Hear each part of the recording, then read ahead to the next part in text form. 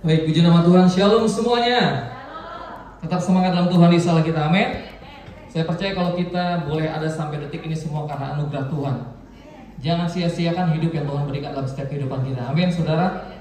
Nah, saya mau sedikit bersaksi mengenai apa yang saya alami. Sebentar, nyakut nih.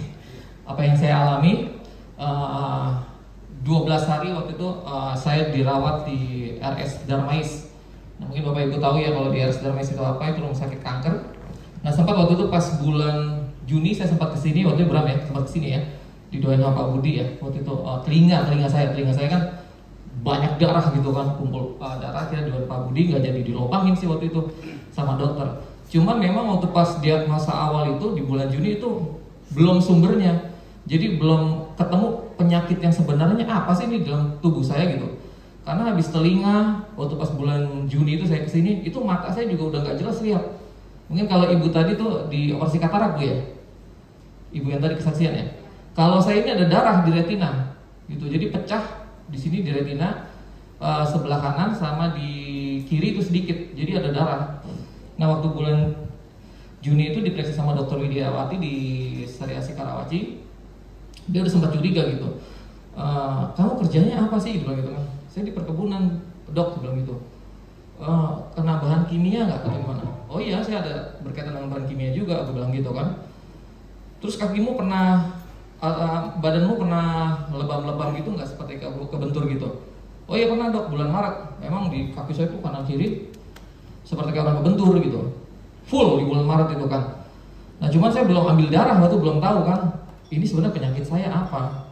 Nah, terus akhirnya di akhir bulan Juni itu saya ambil darah.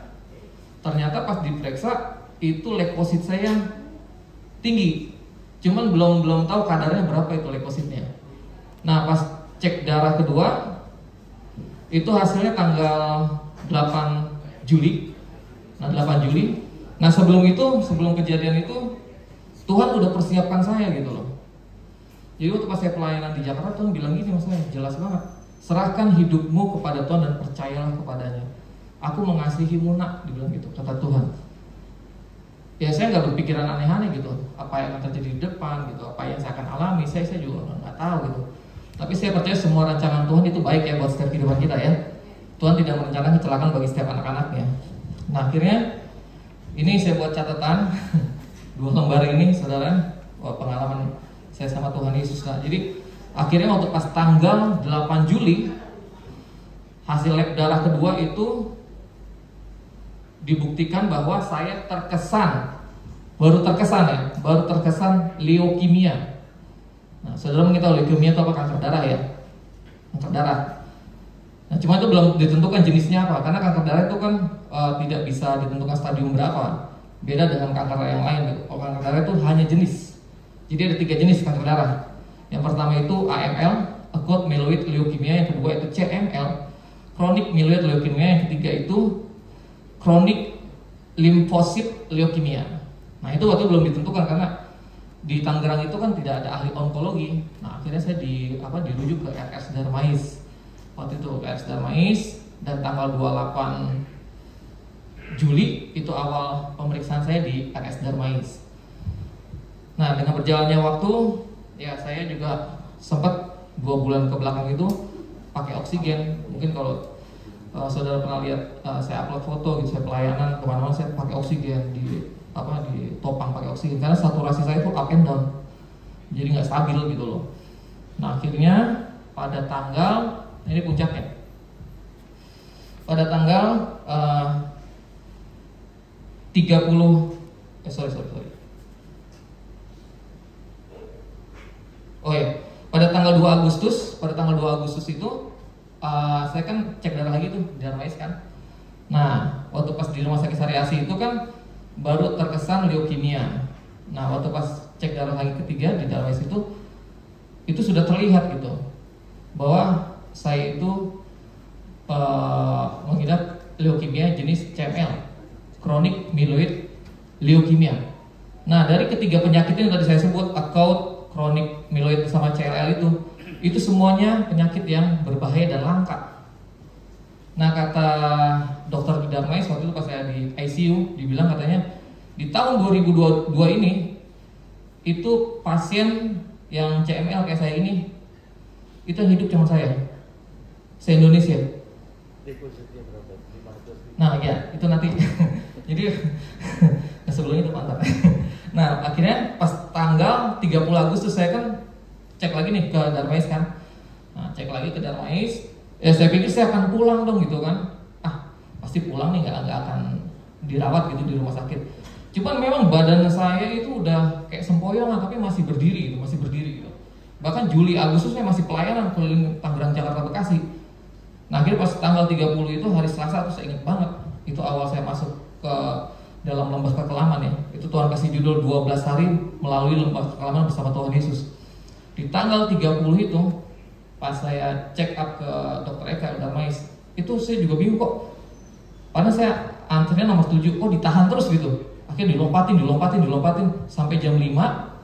Akhirnya dokter bicara-bicara by handphone gitu kan. Itu saya sudah disuruh ditahan di rumah sakit. Saya kaget juga kok saya ditahan gitu. Kenapa? Ternyata leukosit saya itu 580.000. Normalnya 11. Normalnya itu 50.000 sampai 100.000. Jadi saya hiperleukosit disebutnya. 11.000. Ya, Depositnya 11.000. 11.000 ya. Iya. Ya, jadi saya tuh 580.000 dan tuh kata dokter, ini orang 580.000 harusnya udah meninggal gitu loh. Karena di atas 100.000 aja itu biasanya orang tuh udah sempoyongan jatuh stroke meninggal lah pokoknya gitu. Ini kok 580.000 masih berdiri gitu. Sampai akhirnya udah ditahan, dikasih kursi roda sama dokter sama suster. Saya pengen pulang gitu, pengen beres-beres dulu atau gimana enggak. Harus hari ini juga. Udah masuk ke IGD. Nah sebelum masuk IGD itu saya doa sama Tuhan. Saya cuma minta 2 aja sama Tuhan Yesus. Bilang Tuhan, kalau saya dirawat di rumah sakit ini, saya cuma minta 2 hal sama Engkau. Satu, yang pertama, jangan bikin kepala saya pusing. Yang kedua, jangan buat saya mual. Karena saya tahu kalau di rumah sakit itu kan suasana udah crowded gitu kan, bawa obat-obatan, orang yang jerit-jerit meninggal kayak gitu kan. Udah akhirnya saya masuk dalam IGD, benar pas baru buka pintu, wah udah pasien pada jerit-jerit tuh, yang kanker semua kan, meninggal gitu kan. Bahkan waktu pas saya di IGD itu di samping saya bapak-bapak meninggal gitu kan. Saya udah lihat namanya ya kematian itu, udah ngalamin langsung secara pribadi gitu loh. Dan akhirnya udah pas di IGD itu di hari pertama tanggal 30 Agustus.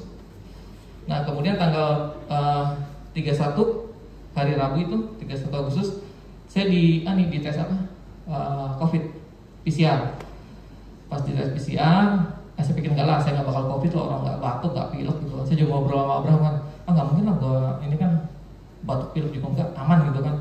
Nggak disangka-sangka pas jam 12 malam apa tuh, pas mau hari Kamis tanggal 1 September, dibilang saya terpapar COVID, coronavirus. Wah, dapat bonus nih, udah leukositnya tinggi, leukemia tambah COVID lagi, 3 langsung tuh kan.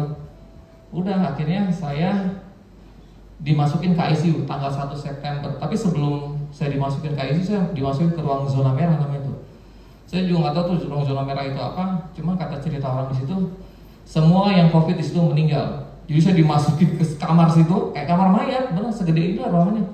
Terang sih, ada CCTV. Semua tuh di samping-sampingnya kanan kiri nih kasur-kasur kosong. Hanya saya sendiri di situ, tahu di pojokan. Itu kalau malam tuh pintunya bunyi ngek. Serem juga. Ya, tapi Tuhan izinkan itu, saya lihat itu masuk, ya saya anggap itu kamar mayat lah gitu lah. Saya juga kaget pas saya dipindahin ke ICU, itu ternyata yang COVID semua di situ meninggal, hanya saya yang hidup 1 orang. Nah udah akhirnya saya dibawa ke ICU tanggal 1 September itu pagi ya, saya masuk di ruang ICU. Dari Kamis, Jumat ya saya dirawat, diambil darah setiap hari sampai tangan saya bengkak-bengkak gitu, diinfus. Nah pas saya masuk di ICU itu kan di samping kanan saya tuh ada ibu-ibu, dia kanker COVID juga, udah pakai ventilator, makannya pakai sonde gitu yang disedot di hidung. Samping sini juga sama COVID, kanker juga, ventilator juga pakai sonde makannya. Hanya di ICU hanya saya pasien yang satu-satunya normal. Jadi saya cuma pakai oksigen biasa gitu, makan ya makan biasa gitu. Sampai dikenal saya di rumah sakit tuh bilang ada pasien yang tukang makan gitu loh.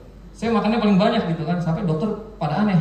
ini sebenarnya orang sakit apa enggak, saya juga nggak tahu saya sakit apa enggak gitu kan. Cuman dari hasil lab darah itu membuktikan memang saya sakit gitu loh, karena leukositnya tinggi. Nah akhirnya pada waktu pas masa perawatan di ICU itu dokter sempat debat gitu, kan saya ditangani 5 dokter. Karena nih saya nggak bisa ditangani langsung nih leukemianya, harus satu-satu dibersihkan gitu. Yang pertama itu COVID-nya dulu, terus leukositnya dinormalin, baru leukemianya. Nah akhirnya waktu pas tanggal 4 September, nah, itu hari Minggu ya, itu saya mengerang kesakitan, amat teramat sangat sakit. Saya kalau mau mendeskripsikannya itu wah sulit ya. Tangan saya di sini saya diimpus, ini macet. Jadi pas dicabut itu kan karena mungkin agak telat ya, jadi dingin, tangannya dingin. Ini kesemutan semua 5 jari ini, langsung bengkak, kaku, keras, kayak mau copot sampai tuh biru. Nah itu fotonya ada berapa? Mana berapa? Yang tangan itu mana tangan? Kiri atas, kiri kanan kiri itu. Nah, mana sih? Oke, bisa di zoom. Apa ini guys? Bukan foldernya di bigger. Nah tuh, itu jadi tangan kiri saya dari atas ke bawah bahkan sampai ke sini ini biru semua nih. Itu waktu pas hari Minggu mau ke hari Senin. Nah akhirnya waktu pas hari itu kok semakin tinggi tuh intensitas sakitnya. Dan di hari Senin itu puncaknya jam 2:30 subuh. Saya ingat banget jam 2:30 subuh tuh. Saya udah nggak tahan, jujur udah nggak tahan. Karena udah dikasih painkiller dosis 1 nggak mempan, painkiller dosis 2 nggak mempan. Akhirnya terakhir dikasih morfin, suntik morfin berkali-kali, nggak mempan. Makin lama mau putus tangan saya. Saya bilang sama Sir, udah stop, cabut nih morfinnya. Gitu kata Sir, jangan, nggak apa, terusin aja. Saya udah nggak tahan, udah gemeteran gitu, udah demam, nih separuh badan udah mati nih, udah nggak enak banget gitu kan. Udah nggak enak gitu. Akhirnya jam 2:30 pagi, yaudah, terus sampai menahan kesakitan saya doa sama Tuhan. Tuhan kalau emang ini udah waktunya saya harus kembali sama Engkau, saya ikut sama Engkau Tuhan. Tapi kalau belum waktunya, pulihkan saya, sembuhkan saya seperti semula. Udah doa saya semua gitu, tangan udah nempel begini. Ini tangan kiri saya masih agak bengkok ya. Ini belum lurus. Nanti Pak Budi doain Pak. Yang ini lurus nih. Tapi dulu lebih parah, harus begini saya nggak bisa lurus. Ini udah mulai turun gitu. Nah terus udah akhirnya pas saya doa gitu, saya voice note keluarga, tolong doain. Handphone udah jatuh. Saya juga bingung tuh, kok di ICU bisa bawa handphone ya? Itu karena kemurahan anugerah Tuhan. Mas saya harus bersaksi, saya juga saya bikin beberapa video di ruang ICU, bikin foto juga, kasih quotes rohani gitu kan, untuk menguatkan juga teman-teman yang mungkin di luar sana mengalami hal yang sama seperti saya, untuk menyampaikan pesan gak usah takut, jangan takut. Ya Tuhan itu menyertai kita. Yang penting kita tetap dalam jalurnya Tuhan gitu, nggak menyimpang ke kanan kiri, ikutin aja maunya Tuhan, gitu kan. Nah terus akhirnya waktu pas 4:30 saya post note, saya udah entah pingsan atau apa, saya juga nggak ngerti kan, udah nggak tahan. Udah akhirnya sekitar jam 8 lebih tuh hari Senin, tiba-tiba suster bangunin saya gitu kan. Kupikir pas bangun, kupikir saya udah di surga gitu kan, ternyata masih di ICU, masih di ICU gitu. Saya belum meninggal gitu kan. Karena saya doanya kan awal kalau mau bawa saya, udah nggak apa, saya ikut gitu. Ternyata enggak, Tuhan izinkan saya hidup. Puji Tuhannya, waktu pas jam 8 pagi itu hari Senin, tangan saya udah nggak begitu sakit gitu, walaupun masih nempel, cuma nggak begitu sakit, nggak kayak jam 2:30. Nah udah terus akhirnya pas hari Selasa tanggal 6 September jam 6 pagi, saya ingat banget itu. Saya bangun jam 5:30, Tuhan Yesus datang di ruang ICU. Jadi waktu pas dia datang itu saya merasakan kayak gitu ya, masuk gitu kan. Itu saya nggak pusing doa, langsung saya nangis tuh kayak anak kecil. Sampai jam 8 pagi, suster, dokter semua kan di depan saya kan monitor, dokter semua tuh. Dipikir saya kesakitan, padahal saya nggak kesakitan. Tuhan Yesus datang, benar-benar datang, walaupun saya tidak lihat dia secara fisik, tapi saya kenal dia. Dia datang, karena dia selalu panggil saya tuh Nak, dari tahun 2000 sampai sekarang. Nah, Tuhan Yesus bilang gini, ini yang saya harus sampaikan kepada semua orang, bahkan saya sampaikan kepada siapapun gitu loh. Dia bilang gini,